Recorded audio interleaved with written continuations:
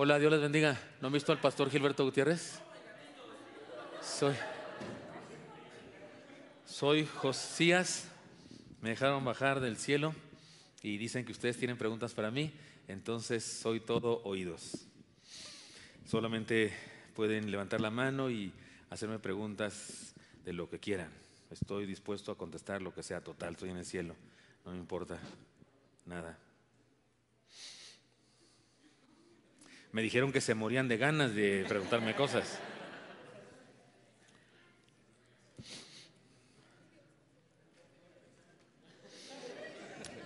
Creo que ahí hay un joven que levantó la mano. Sí, usted, joven, levantó la mano. Sí, adelante, por favor. Hola, Josías. Hola. Qué guapo. Gracias. Aguas con la pastora. Pues noté que me echó ojitos, pero... Luego que entró, sí. Mi pregunta es, ¿qué sentiste en el momento en el que te diste cuenta que tus antepasados no estaban siguiendo algo tan claro que era la palabra de Dios? Sí, la verdad es que me di cuenta, no tan niño, comencé a reinar a los 8 años, pero deben saber que no era rey. O sea, mis consejeros, un tío y otras personas que mis padres habían dejado así como mis mentores, pues en realidad ellos dirigían, ellos tomaban decisiones y me decían cosas que hacer. Había un anillo y un sello que me habían dejado mi padre y mi abuelo y ellos en realidad lo usaban o me decían en qué lo usara yo. Pero cuando cumplí 16 años, un sacerdote se encontró en las ruinas del templo, porque estaba en ruinas, un libro, el libro de la ley, lo que ustedes ahora llaman Pentateuco. Eso se encontró. Y cuando vinieron a decirme, yo era un adolescente, 16 años, ¿aquí hay alguien de 16 años? Yo tenía esa edad, más o menos, como estos pequeños. 16 años. Usted tiene 16 años, joven, se ve bastante grandecito. Ah, perdón, 16. Y entonces cuando me leyeron el libro, hasta entonces, joven, yo me di cuenta que mi padre y mi abuelo habían estado tan equivocados. Antes de eso no, la verdad es que yo pensaba que así era la vida, pensaba que eso había que hacer, adorar ídolos y tener así, creer en la suerte o en energías y esas cosas. Pero fue cuando leí el libro, la Biblia, el Pentateuco, que me di cuenta que habíamos estado muy equivocados. Y que sentí mucho dolor, tristeza, de hecho lloré. Si leen en su Biblia, lloré mucho, rasgué mis vestidos, pedí perdón a Dios por mí, por mi pueblo. Y algo que pasó que fue bueno, es que, bueno, mi abuelo se había arrepentido de haber hecho eso y eso me quedó en la mente y por esa razón pues yo también decidí cambiar. Pero fue hasta entonces cuando me di cuenta y sentí muy feo, sentí una gran vergüenza por mi familia. Sí. A mí me gustaría preguntarte, o sea, te diste cuenta que ese no era el camino y decidiste cambiar, pero a veces es muy difícil como personas, o sea, tenemos rasgos que aprendimos de nuestras familias, costumbres, cosas, valores, y que esos a veces cuesta trabajo cambiarlos y lleva tiempo cambiarlos. Entonces, yo supongo que así fue contigo y cómo le hiciste en esos momentos, o sea, cómo luchaste con esas cosas que a lo mejor aprendiste de tu familia y cómo las superaste. Sí, saben que les debo decir que es probable que no esté muy claro en la Biblia que ustedes leen, donde se cuenta mi historia, es probable que no esté muy claro, pero debo decirles que yo no era el único cuando algo así como que me convertí, cuando me leyeron el libro, el sacerdote me leyó el libro, porque no crean que yo tenía la costumbre de leer, no leíamos, los reyes no leíamos, nos leían. Sí sabía leer y escribir, pero la verdad es que nos leían alguien. Yo me sentaba ahí a ver, léeme eso y aquello. Y cuando me leyeron el libro y que fui impresionado grandemente, y yo algo así como que me convertí, lo que ustedes dirían ahora, me convertí, decidí seguir al único verdadero Dios. Pero debo decirles que no era el único, no era el único. En el reino, en el pueblo, había personas así. De hecho, había algunos de mis consejeros y algunos de mis parientes que no creían igual que todos los demás idólatras, la verdad, y como que de repente me aconsejaban cosas y no lo hacían tan abiertamente porque tenían miedo, porque yo era el rey y yo pues estaba tratando de seguir la tradición de mis padres. Así es que había otras personas que me dieron aliento a eso que yo había hecho y me dijeron, sí, adelante. Primera cosa. Segunda cosa, era el rey. Era el rey. Creo que eso es algo que ustedes, la mayoría de ustedes no tienen cuando alguno de ustedes se convierte o decide seguir a Dios. La verdad es que no tienen el poder de ordenar cosas. Yo sí. Yo puedo ordenar, destruyan ese ídolo y destruyan aquel otro. era rey, tenía un cierto poder, así es que decidí ponerlo al servicio de Dios. Hubo gente que se enojó, sí, se enojaron, algunos de los consejeros hablaban, murmuraban, ahí tuve que correr a algunos, tuve que deshacerme de algunos de ellos y quitarlos de un cargo. Y en ese sentido sí fue difícil, porque se ve a personas que no creían exactamente como yo, pero el libro me había impresionado de tal manera, había entendido que eso era lo correcto, que habíamos hecho mal por generaciones, y por una razón más, debo decirles, estábamos en la calle, moralmente, en cuestión de unidad y en cuestión de prosperidad, estábamos en la calle. Creo que ustedes usan una frase en el tiempo moderno, cuando algún gobernante lo eligen para un país que está en ruinas, dicen, se sacó la rifa del tigre. Creo que usan eso ustedes. Me dijo el pastor, porque platico mucho con él, que usan esa frase, ¿no? Que se sacó la rifa del tigre. Yo me saqué la rifa del tigre. O sea, me hicieron rey de una nación en problemas, con amenazas de guerra, con pobreza, con ignorancia, con desánimo. No crean que toda la gente me quería mucho. Nuestro rey, no, me tenían miedo, eso es lo que tenían, pero así de que me quisieran, no me querían. Algunos, si les dieran chance, me mataban. Entonces, al ver yo esa ruina que teníamos y al ver las promesas del Dios que habíamos abandonado, dije, de aquí me agarro. Y entonces sí fue difícil, pero decidí que era lo que valía la pena hacer. Gracias por preguntar. Tengo un hijo, después hablamos. Mi pregunta es se supone que pues fuiste muy joven cuando tomaste el reino y así. ¿Cómo impusiste esa autoridad o ese liderazgo a pesar de ser tan joven? O sea, ¿cómo no tuvieron en poco tu juventud?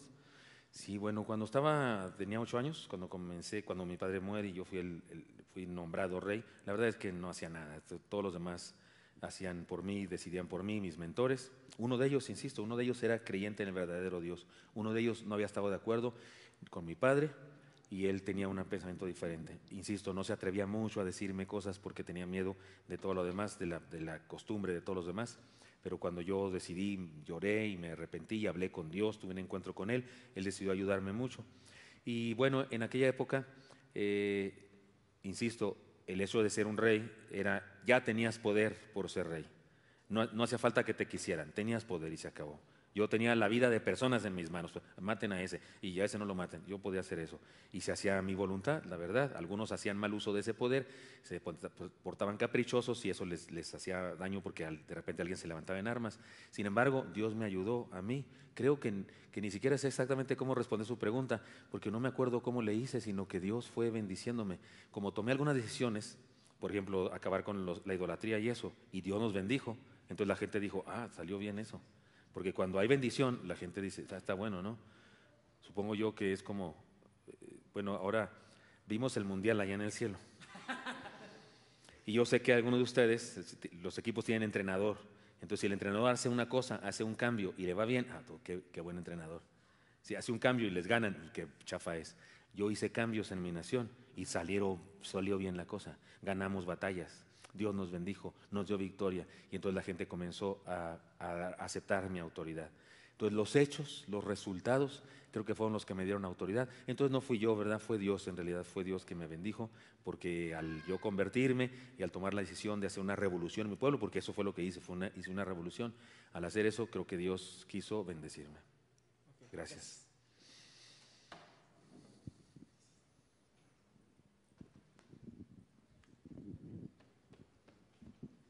Sí, Josías. Dígame. Yo tengo una pregunta. ¿Por qué hacia el final de tu vida sales a pelear contra el faraón Necao cuando solamente iba de paso por el territorio y no había ninguna necesidad de ir a pelear contra él? Sí, por insensato. Sí, la verdad, pienso que la influencia negativa de alguna manera no pude quitarme de toda la influencia negativa. Pienso que fue un poquito incluso así como perder piso. Tuve tantas victorias y éxitos y yo pensaba, pues otra más. Y eso es un error que sería bueno que evitaran ustedes. Cuando Dios te bendice, tienes éxito, tienes bendiciones, pero de repente te la crees mucho, ¿no? O la gente te admira porque eres bueno para algo y te crees mucho. Y yo creo que me pasó algo así, a mí, un poco de soberbia. Debí orar, debí preguntarle a mis consejeros qué debo hacer, cómo se le hace. uno de mis antepasados, el hijo de Salomón al que se le dio el reino, ¿recuerdan ustedes? Eso lo aprendí de mis consejeros. Tuvo una dificultad y pidió consejo a los viejos, y los viejos dijeron, hazles caso al pueblo, alivianles el dolor. Y luego le pedí consejo a mis jóvenes, a mis amigos, no, tú dales más, tú dales con todo. Y les hice caso a los jóvenes, les hizo caso a los jóvenes y se dividió el reino. Creo que yo cometí un error así también. No acepté consejo. Yo decía, sí puedo, ya Dios está conmigo y no sé qué. A veces hasta eso, decir que Dios está contigo, cuando a lo mejor no está en eso que piensas hacer, es un error. Así es que fue insensatez de mi parte. Y lo acepto. Claro, pues ya no estoy allá, pero si pudiera haberlo hecho diferente, lo hubiera hecho diferente. Nunca hagan nada que tengan duda o nunca hagan nada en sus propias fuerzas. Si lo van a hacer, háganlo en las fuerzas de Dios solamente. Fue una lección que aprendí por el camino difícil. Bastante difícil, me morí.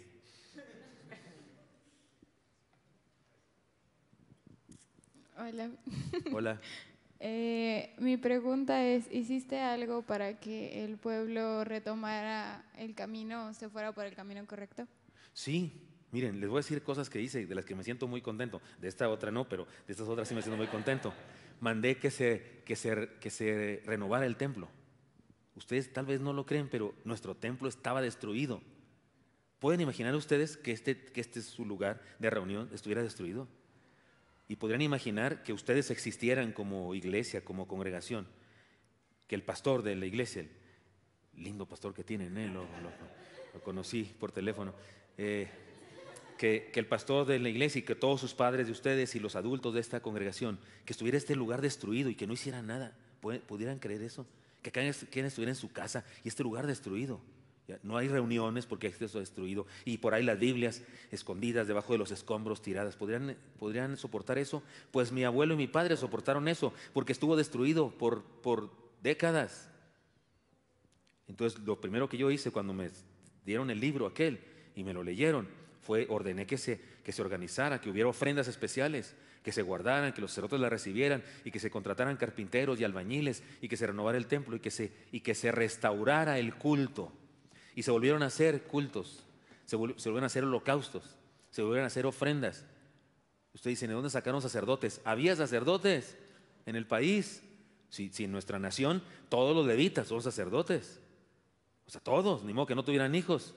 ¿Y qué estaban haciendo los levitas en esa época? Pues ahí cuidando tierras y ahí algunos trabajando de consejeros de alguien, pero no estaban realizando su oficio. Yo ordené que se reestructurara el sacerdocio, que todo volviera a funcionar otra vez, que se hicieran otra vez holocaustos a Jehová de los ejércitos. ¿Quieren saber más qué hice? Ordené que destruyeran todos los ídolos. Había ídolos en mi pueblo que exigían, dioses paganos, que exigían la entrega de los hijos, que se ofrecieran los hijos en holocausto, como aquello que quiso nuestro padre Abraham hacer, pero que Dios le interrumpió. ¿Recuerdan eso? ¿Han leído eso? Sí lo han leído. El libro ese que se llama la Biblia. En mi época no había ese libro, había rollos de diferentes libros, pero resulta que había religiones que exigían eso, el sacrificio. Yo ordené que se destruyeran esos altares y que se destruyeran esos ídolos, y ordené que a los seguidores de esos dioses también les dieran cuello. Muchos huyeron del reino, se fueron a otros países a seguir con sus fechorías. Sí hice una renovación y realizamos la Pascua otra vez. Hacía años que no se realizaba la Pascua. Eso que ustedes llaman ahora la Santa Cena, que para nosotros era la Pascua, se degollaba un cordero, se asaba un cordero, no se quebraba ningún hueso suyo, se comía de pie en la casa, se hacía una fiesta. Ordené que se hiciera otra vez la fiesta de la Pascua. Fue una fiesta bárbara, estuvo lindísimo aquello. Porque hacía años que no se hacía. Los de mi generación nunca habían hecho la Pascua. Mis amigos de mi edad nunca habían hecho la Pascua. O sea, la habían hecho los papás de los papás de los papás de los papás. ¿Sí me explico? O sea, ¿de dónde saqué yo cómo se hace? Estaba en la Biblia, en ese libro que leímos. Y ordené a los sacerdotes, guíenos, y hay que hacer eso que dice ahí. Y vamos a hacer, y establecimos la fecha y vamos a hacerlo. Y no era la fecha exacta porque pues estábamos mal, ya andábamos chuecos, o sea, no quieren que nos enderecemos tanto, pero celebramos la Pascua otra vez. Y eso fue un intento de regresar al pueblo al verdadero Dios. Aquí entre nos, muchos regresaron al verdadero Dios. muchos, pero ¿qué creen? Otros no. Otros, a pesar de eso y a pesar de las bendiciones, siguieron de insensatos, ahí en secreto seguían la idolatría, en secreto seguían invocando a los muertos, en secreto seguían buscando a pitonisas que les adivinaran y esas cosas. Eso fue muy desagradable. Pero de todas maneras yo hice el intento, hice una gran revolución. La reconstrucción del templo, la restauración de los sacrificios y de todo lo que se hacía en el templo, y la renovación, la restauración de la Pascua otra vez para cada año. Y eso fue bastante cosa que hice. También ordené que se leyera la Biblia, que se llevara ese mensaje a otras personas, que se transcribieran los libros de lo que ahora ustedes llamarían la Biblia, que no era así en aquella época, para que en muchos lugares se estudiara la palabra de Dios. De hecho, por esa razón, ustedes tienen Biblia, porque hubo algunos como yo que ordenamos que ésta se reprodujera, se copiara. No había imprentas ni copiadoras, entonces tenía que copiar a mano, y yo ordené que se hiciera eso, y razón por la cual permanece hasta la fecha. No solo yo, sino otros reyes en otras épocas hicieron lo mismo, y por eso se conservan, gracias a Dios, los libros de su palabra. Aquí esta jovencita quiere preguntar. Bueno, actualmente en nuestra época también hay como muchos problemas en nuestro país, ¿no? Hablando específicamente, ¿tú qué nos recomendarías? O sea, que nosotros podríamos hacer, porque nosotros como jóvenes no somos reyes ni podemos ser reyes, o sea, no tenemos poder quizá para hacer cambios como tú lo hiciste. Entonces, ¿qué nos recomiendas para que podamos hacer pues este cambio o algo por las personas que están descarriadas o que quizá están adorando a un Dios que no es? Voy a decirlo de atrás para adelante. Voy a decir tres cosas, y no es que sean más importantes unas que otras, pero tal vez sí en progresión son así más importantes unas que otras. Número uno, díganlo a todos, compartan su fe, compartan la verdad, compartan el mensaje verdadero de Dios, que es un Dios de verdad, que está entre nosotros, que nos ama. Compartan la verdad. Desgraciadamente en el mundo las religiones se van tergiversando y se van enseñando cosas y se va perdiendo el mensaje verdadero, como ese juego que juegan ustedes acá del teléfono descompuesto. ¿Sí lo han jugado? Allá a veces jugamos eso en el cielo, que dice alguien una cosa y luego el de al lado lo dice diferente. ¿Sí han visto eso? Así pasa a veces con el mensaje, y hay personas de repente predicando un evangelio que ya no es el evangelio, ya se manoseó tanto que ya no es el evangelio, y por eso hay que regresar a las bases. Entonces díganlo, compártanlo con otras personas, no tengan miedo, díganselo a otras personas, número uno. Número dos, que vamos para atrás, ¿verdad? Que sería primero que decirlo. Número dos, pues amen a las personas aunque estén equivocadas.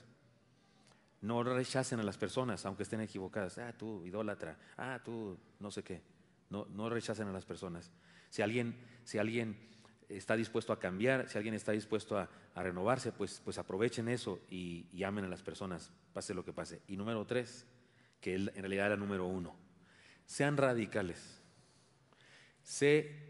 Porque en el cielo tenemos noticias de todos ustedes, de cómo se llaman, cómo les dicen los millennials y esas cosas. Sean radicales. Sí hay verdades absolutas. Sí hay verdades absolutas no negociables. Sean radicales. Lo peor que puede hacer el pueblo de Dios es ser tolerante con el error. No, es que quién sabe. Aquello, sé que ustedes están luchando con aquello de la sexualidad, sí, la homosexualidad y las otras 200 formas de expresar la sexualidad que dicen que existen por ahí. Sean radicales, digan lo que dice en la Biblia.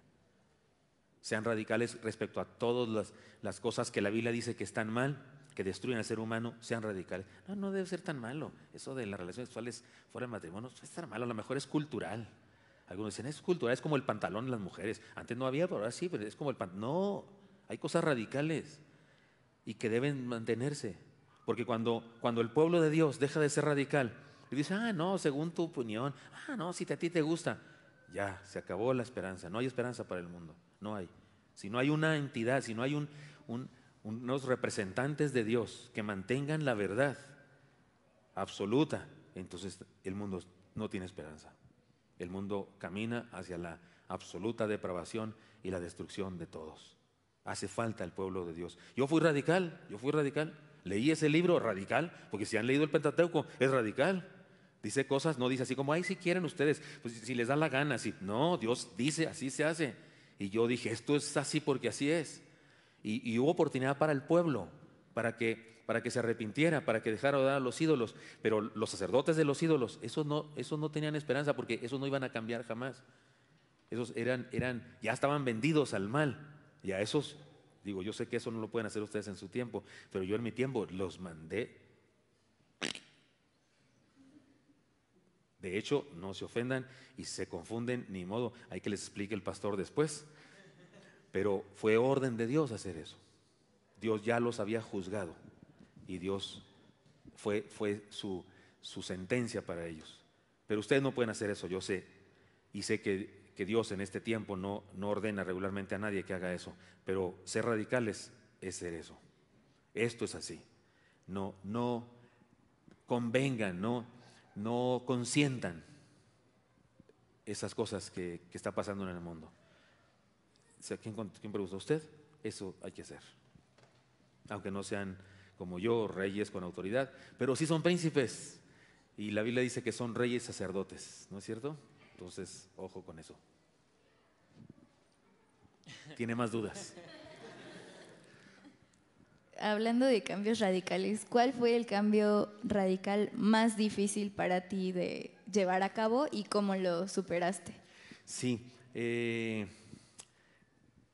aceptar y hacer público con mi actitud, con mis decisiones, que mi padre y mi abuelo estaban equivocados.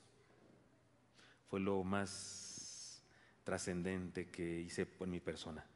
Porque cuando alguien me decía, oye, tu padre dijo eso, a veces no me atrevía y solo decía, sí, pero así es ahora. Pero en privado tuve algunas personas a las que decía, sí, pero estaba equivocado mi padre. ¿Qué? Porque en aquella época, no hombre, si en el día de ustedes debe respetar a sus padres, en mi época, no hombre, era eso el respeto a los padres, no hombre, era súper, estás maldito si no respetabas a tus padres.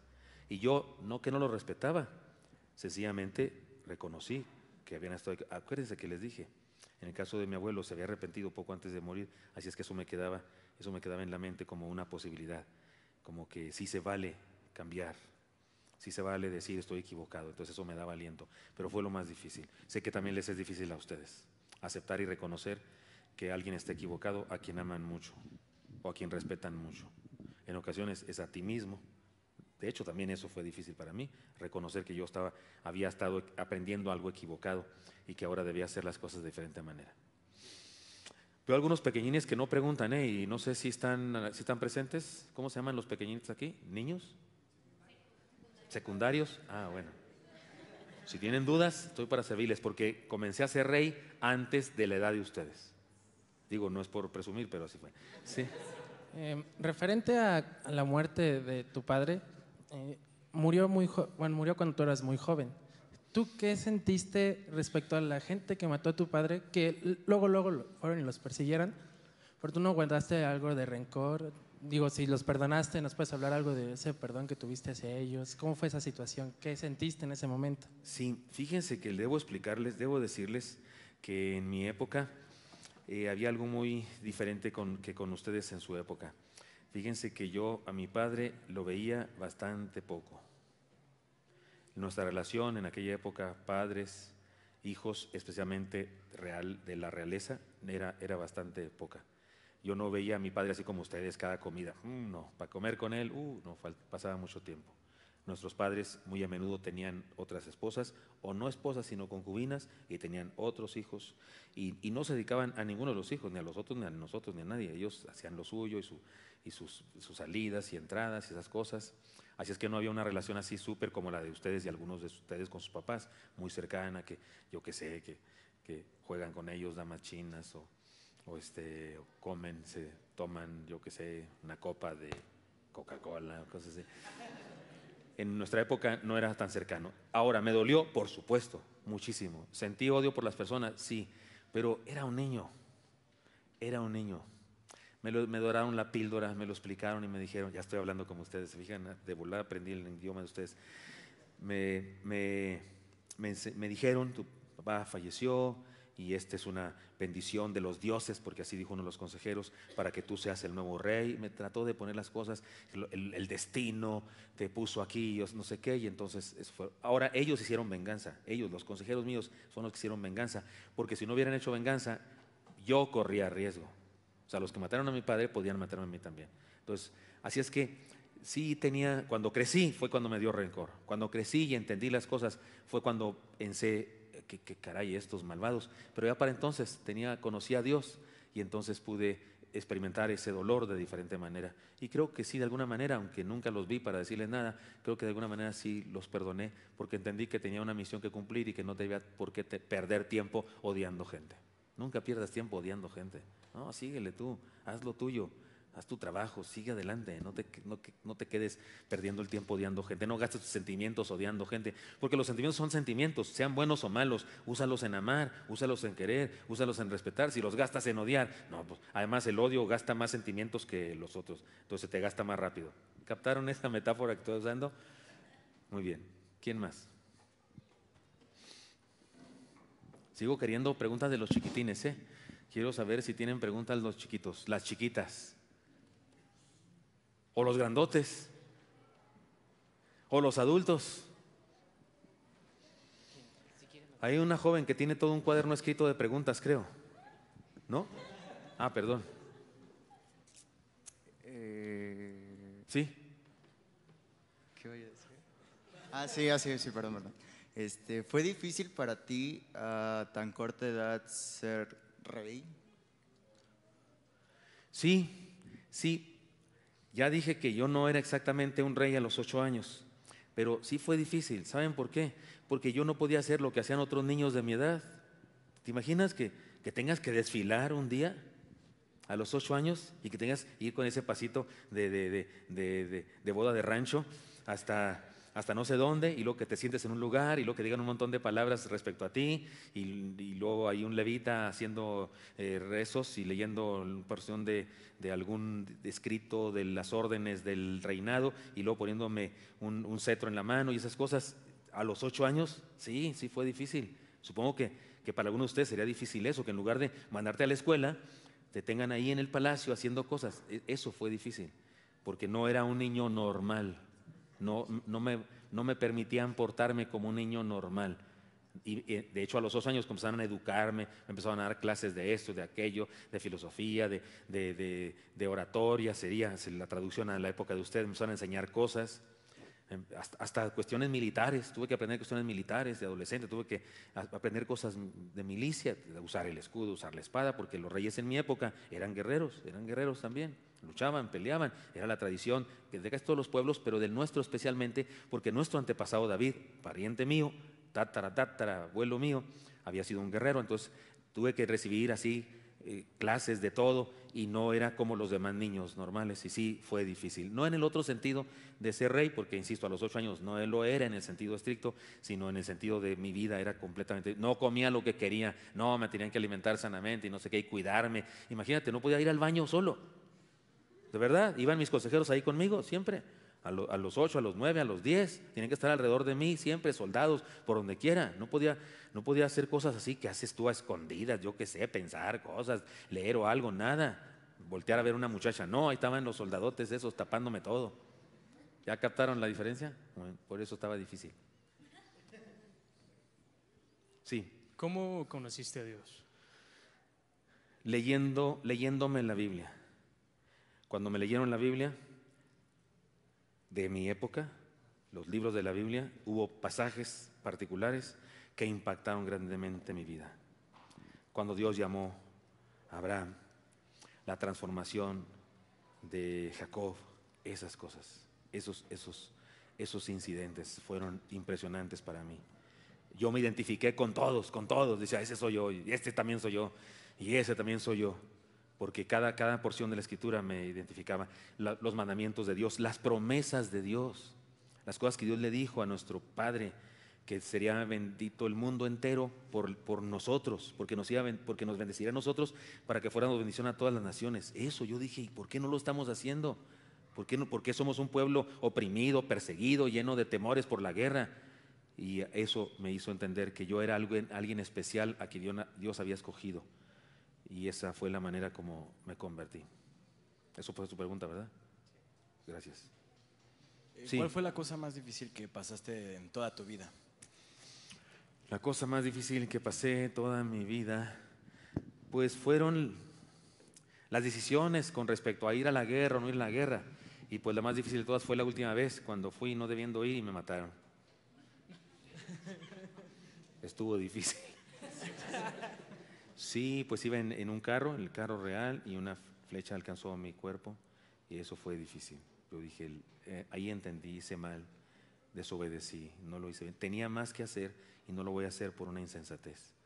No podía dar marcha atrás, ya estaba en el camino hacia la otra vida y creo que fue algo torpe, pero sí, enfrentar la muerte y además por una insensatez, pues es difícil. Morirse es difícil cuando reconoces que fue tu insensatez la que te llevó a ese punto. No hagas nada que te lleve a la muerte. Lección, no hagas nada que te lleve a la muerte. No seas temerario con las cosas del mundo. No pasa nada. Voy con todo, no pasa nada. Sí pasan cosas, soy testimonio de eso. No seas temerario. Te digo una cosa, en mi época como en la tuya, en el mar, por ejemplo, en el mar no se ahogan los cobardes, no se ahogan los torpes. En el mar no se ahogan los que no saben nadar. ¿Sabes quiénes se ahogan en el mar? Los valientes, temerarios, que son súper buenos para nadar. Y por eso se lanzan a lo bruto y se ahogan. Los cobardes ni se meten. Los que no saben nadar, pues no se meten. No pasa nada, yo soy Juan Camaney. En mi época se decía de otra manera, pero es la traducción. Yo soy Juan Camaney. Y se avientan y se ahogan. No seas temerario con las cosas del mundo. Nunca pienses, no pasa nada, lo voy a hacer. ¿Qué tanto es tantito? Por favor, joven, no lo hagas. Eso fue lo más difícil que pasé y no pude resolverlo porque morí ese día.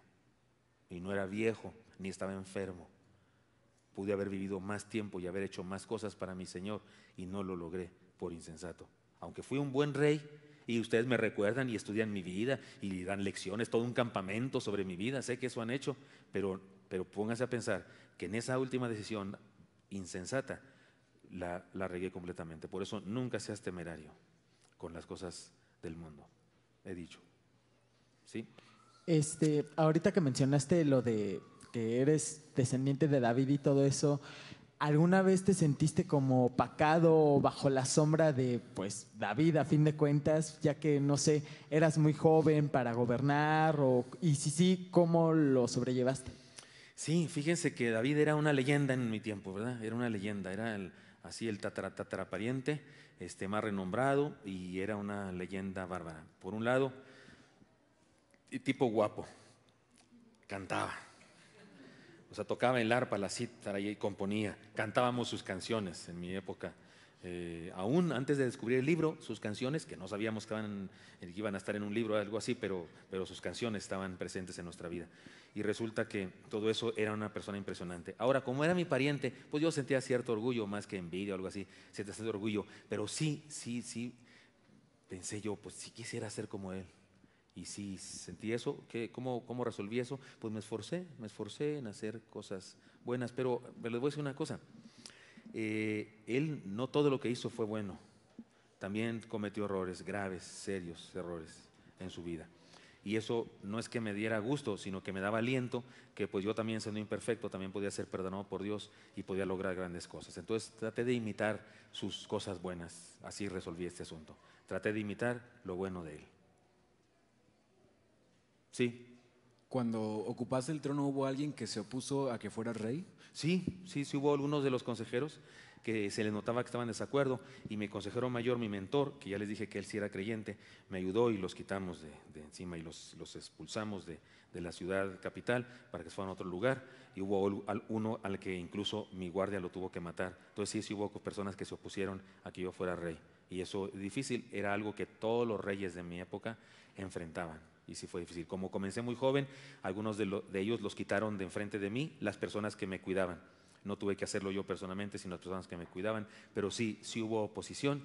Y pienso que esa oposición fue la que me llevó finalmente a que cuando me leen la Biblia, yo por un lado estoy viviendo situaciones difíciles de contradicciones y demás, y un pueblo que no tiene unidad, y un pueblo que no adora al verdadero Dios, y un pueblo en peligro, y luego de repente me leen la Escritura donde hay esperanza y promesas, y digo yo, de aquí soy y de aquí me agarro. Entonces, de alguna manera me sirvió. Sí, últimas preguntas. ¿Quién o qué te mostró la palabra de Dios? O sea, ¿quién y qué estabas haciendo en ese momento? Yo estaba en mi reino, en mi palacio, y sabía de la existencia del templo, y pedí pues que fueran, que diera una arregladita ahí, algo, porque no se usaba, y un sacerdote recibió un libro de parte de un escriba. Ahí entre los escombros se encontraron los rollos, y se lo dio al sacerdote, y el sacerdote vino hasta mí, porque el escriba no tenía derecho a hacer eso, y vino hasta mí y me dijo, encontramos esto. Yo le dije, pues léelo, que en aquella época así como tener mucha lectura, una gran biblioteca, no había. Entonces llegó algo que leer, pues léanmelo a ver qué dice. Y empezaron a leer eso. Este fue el sacerdote que hizo, y aquí este joven nos va a decir su nombre, ese fue el sacerdote que me llevó al libro, a la palabra de Dios. Y usted dice, ¿no conocía la Biblia? No. Hilcías, sí, lo traía aquí en la mente. Usted dice, nunca había leído la Biblia. Nunca había leído la Biblia. Nunca, jamás de los jamases. ¿Sabía algunos textos? Sí, los consejeros citaban cositas, sí, citaban cosas así por tradición oral, lo que decía, pero así yo leerlo, a ver, en el rollo, nunca, jamás. Estaba escondida, estaba en ruinas, allí en los escombros. Y cuando descubren el libro y me lo leen, ese sacerdote, Hilcías, fue una bendición. Él ni le entendió, él ni siquiera fue, encontramos esto bien padre, habla de Dios. No, él era su trabajo, era su chamba, ese sacerdote. No tenía conversión, no tenía convicción de Dios, era nomás su chamba, era asalariado, porque ese era su trabajo. Pero cuando me lo lee a mí, en mí fue diferente. Dios me habló, conmovió mi corazón hasta las lágrimas. Y después supe por el profeta que Dios se agradó de que me conmovía hasta las lágrimas, y por eso Dios decidió bendecirme. Últimas preguntas, sí. ¿Alguna vez pensaste en renunciar a ser rey? Déjenme recuerdo. No, nunca. No, porque hubiera sido muy complicado. Acuérdense que soy muy joven, no me he casado, no tengo hijos. ¿A quién le dejo el trono? Y ya cuando crecí, ya era maduro y ya había aceptado el llamamiento de Dios de ser el rey, y no, nunca pensé en eso. Gracias a Dios, Él me mantuvo firme en eso. Además, yo sabía que Dios había prometido a David, mi tatarapariente, que siempre habría un descendiente de él en el trono. Y yo dije, bueno, debo seguir adelante.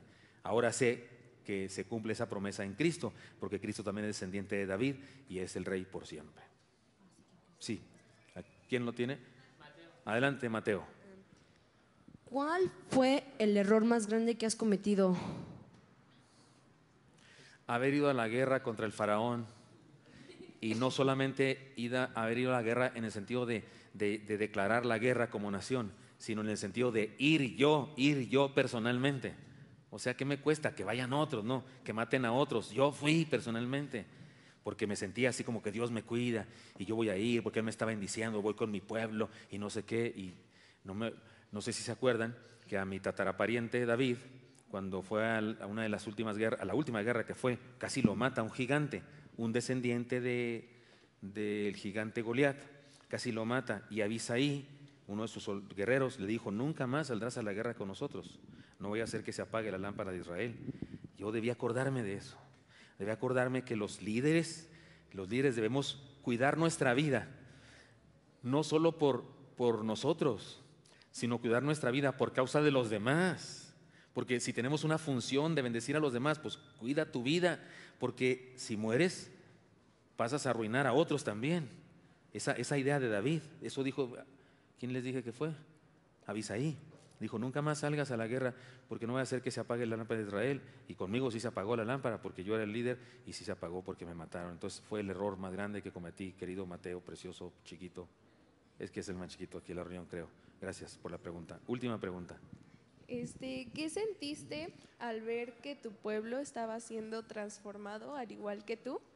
Y también por las personas que al estar viendo pues esa transformación siguió siendo necia?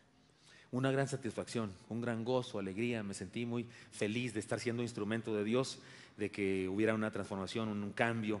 Mis compañeros, los de mi edad, los que habían crecido conmigo, los parientes ahí de la realeza y los hijos de mis consejeros, que algunos de mis consejeros tenían hijos de mi edad, poquito mayores, poquito menores, esos eran mis amigos, mis cuates. Al ver que en ellos también había cambios y demás, me fue una gran bendición. Al saber que pueblos enteros o aldeas enteras habían estado de acuerdo con que se destruyera el ídolo que estaba ahí en la ciudad y que estaban regresando a Dios. Cuando celebramos la Pascua, por Dios, aquella fiesta bárbara, fue una gran satisfacción. Nadie gozó tanto como yo. Me sentía muy satisfecho de que Dios me estuviera usando y de que estuvieran realizándose cambios en la vida de las personas. Sí, fue una gran satisfacción, una gran bendición, eso sentí. Y alegría, y sentí así como que vivir vale la pena. Pensé, vivir vale la pena. Ya me estoy yendo. No se vaya, Josías. Acá está, sí. ¿Tenía alguna influencia, además de David, antes de conocer a Dios? O sea, ¿qué concepto de Jehová tenía antes de tener ese encuentro? Y si alguien más le influenció en ese aspecto. Sí, fíjense que a lo mejor les resulta difícil a ustedes creer eso, porque sé que el día de hoy el monoteísmo es algo muy fuerte en la humanidad, pero en mi época no era así. En mi época el politeísmo era lo popular, era más o menos lo normal en la mente de las personas. Entonces, mi idea sobre Jehová, porque sí se hablaba de Jehová, así en términos generales, mi idea era que era un Dios. ¿Sí entienden la idea? Un Dios. O sea, hay otros que son así, otros que son para esto. Pienso que es parecido a lo que el día de hoy en algunas religiones que tienen dioses para todo, ¿no? El de los músicos, el de los camioneros, el de... Sí, no se llaman dioses, se llaman de otra manera, ¿verdad? Se llaman santos. Así como que cada quien... Y hay unas gentes no creen en Dios, pero sí tienen ajos para esto y piedras de cuarzo para el otro. Creo que el día de hoy también las personas son politeístas. Creen en diferentes energías y cosas. Creo que mucha gente, hasta algunos que se dicen cristianos, siguen siendo politeístas, porque creen en Dios, pero también creen en piedritas o en tener ovejas con monedas de oro para que les vaya bien, o en poner moñitos a la sábila. Eso es creer en varios dioses. Así que en mi época yo creía en Jehová como un Dios, como que de vez en cuando hay que acudir a Él, y como que hay otros y esas cosas, porque mis antepasados habían sido así, idólatras. Pero, insisto, uno de mis consejeros era diferente. Uno de mis consejeros hablaba de un solo Dios, el único verdadero y el único que estaba vivo. Y le llamaba Jehová, y yo hablaba el idioma que él hablaba, y Jehová en nuestro idioma significa el que es por sí mismo. Jehová, Yahweh, el que es por sí mismo, el que no necesita que creas en él para que sea, él ya lo es. El que no necesita que lo crees, ni lo inventes, ni lo esculpas, ni lo formes. El que es por sí mismo, el que nos hizo a nosotros. Entonces esa sí había en mi mente, esa idea, sí había en mi mente. Y cuando me leen el libro, no, que eso que yo tenía en mi mente y eso que me leen hizo clic, y entonces fue una revelación bárbara, y por eso me aconteció lo que me aconteció, mi conversión, y por eso lloré, y por eso me enternecí. Dios dijo a través del profeta que estaba contento Dios, que se enterneció mi corazón. ¿Y cómo nos iba a enternecer si yo era un tiernito? O sea, era jovencito, pero se enterneció, y eso fue lo que me hizo convertirme. Ahora sí todos quieren preguntar, ¿verdad? Sí. Quería preguntarte si alguna vez deseaste tirar la toalla. ¿A qué me refiero con esto? A que si alguna vez le pediste a Dios que cambiara tu estilo de vida, o que te hubiera dado a lo mejor menos responsabilidades, y me refiero a tener en tu espalda, por decirlo así, a todo un pueblo. O sea, que el pueblo dependiera de ti. ¿Alguna vez quisiste renunciar a eso, o quisiste una vida como la de tu pueblo? Sí tuve. Recién convertido, recién creciendo, tal vez tendría 17, 18 años, yo no sé, y empecé con aquella gran revolución y hacer los cambios enormes, porque me convertí como a los 16, pero a los 18 comencé la revolución, aquello de cambiar cosas y de ordenar la Pascua y el templo y esas cosas. Y sí sentí así como que a la porra, nadie entiende nada. Nadie entiende, aunque les digo y destruimos ídolos, la gente sigue buscando, porque ¿qué creen? Destruyéramos un ídolo y al rato ya lo hacían en otro lado. De verdad, al rato ya habían construido otro en otro lado, y vayan, destruyan ese también. Y luego apareció otro por otro lado. Y si hubo así un momento como decir, pues que se condenen todos. ¿Yo qué? Yo adoro al verdadero Dios y todos los demás que van al infierno. Sí, sí sentí ganas de eso, de tirar la toalla y decir, no vale la pena, la gente no entiende. Pienso que es algo que les pasa también a ustedes en su época. Cuando llegamos, nadie quiere, nadie entiende. No es cierto, todos son... nadie toma en serio las cosas. Y yo sí sentí eso, pero luego sentí que Dios me dijo, no, síguele, tú sigues sembrando semillas, un día van a dar fruto. Y entonces dije, va que va, y seguí adelante con mi trabajo. Nunca tiren la toalla, aunque parezca que nadie hace caso, síganle. Sí, pequeño. Si tuvieras una máquina del tiempo, ¿a dónde irías y qué cambiarías? Si tuviera una máquina del tiempo, vendría a la época de ustedes, asistiría a Orea. Como era joven, asistiría a la Magna e iría al culto de las 12 y al de las 10 y le diría a todos los cabezas duras, pero a eso especialmente, que no vienen, que deben venir. Les ordenaría como rey, no podría hacer eso, pero les daría consejo. Tomaría el venid y ved y el camino de Maús. Y usted dice, ¿para qué? Pues yo nunca lo tomé. No sé nada del Nuevo Testamento, no sé nada de las cartas de Pablo, me morí cuando todavía no se escribía ni siquiera el libro que habla de mí. ¿No están de acuerdo? Es obvio. Así es que tomaría eso, aprendería la palabra de Dios y esas cosas. Y le pediría al pastor que fuera mi mentor. Y luego lo acompañaría y le ayudaría a hacer cosas grandes.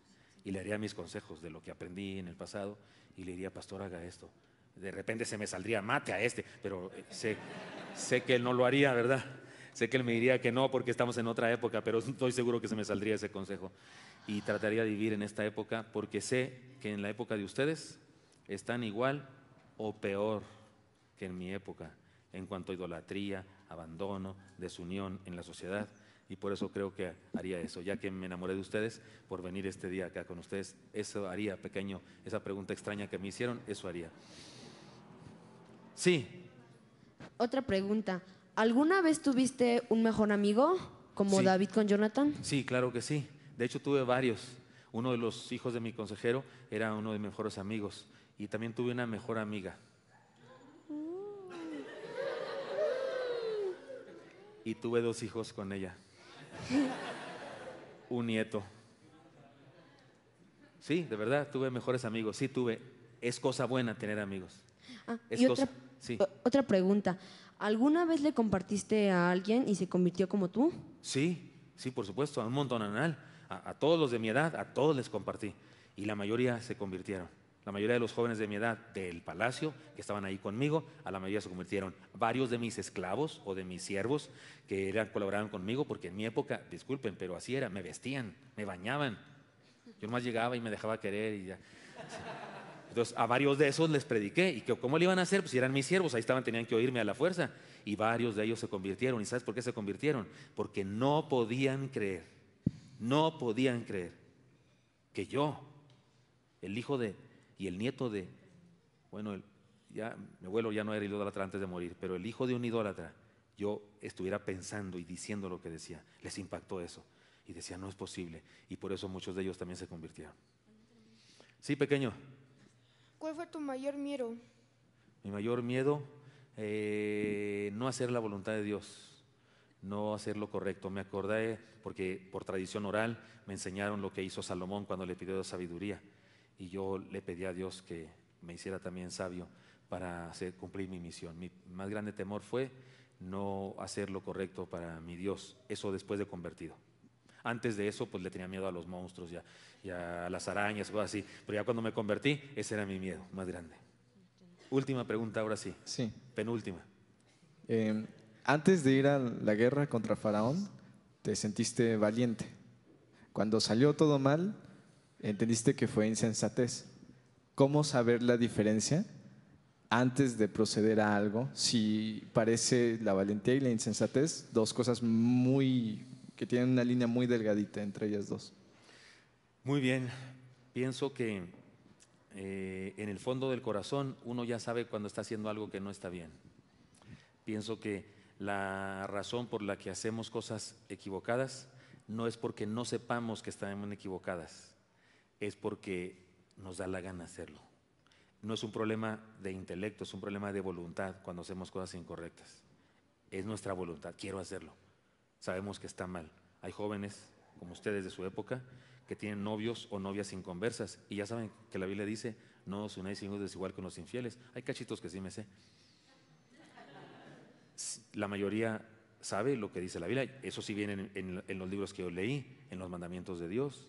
Sí se hablaba de la fornicación. ¿Y a poco una persona, a un cristiano, practica la fornicación porque no sabe?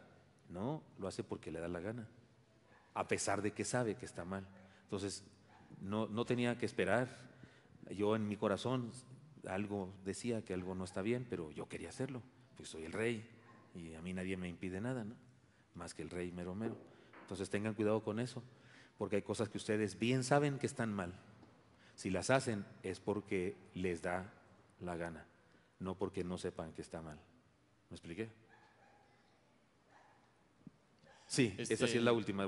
¿En algún punto tuviste ganas de desistir de tu fe o de tu conversión?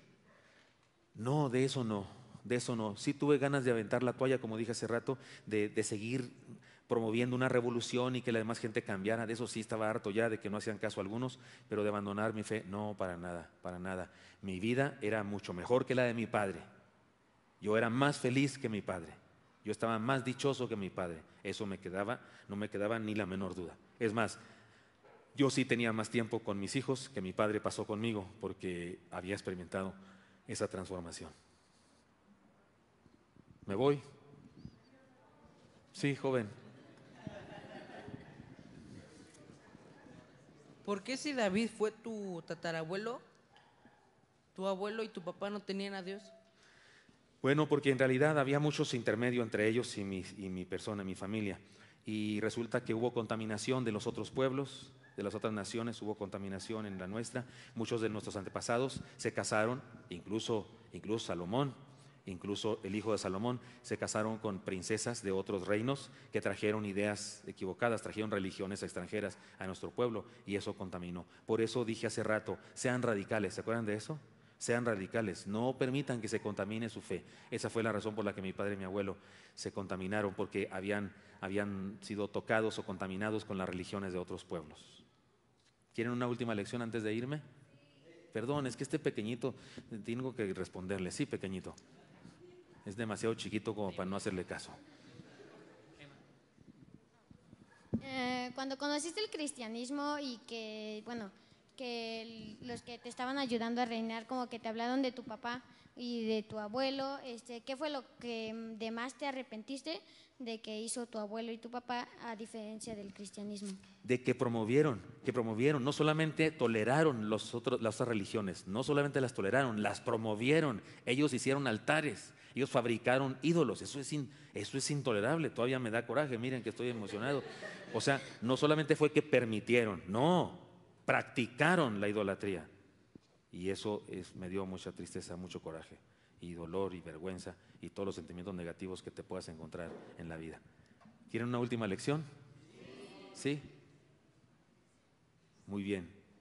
Comiencen ya. No se esperen. Todos se emocionan de que comencé a los 8 años a reinar, pero no comencé a ser seguidor de Dios a los 8 años, porque no me enseñaron eso.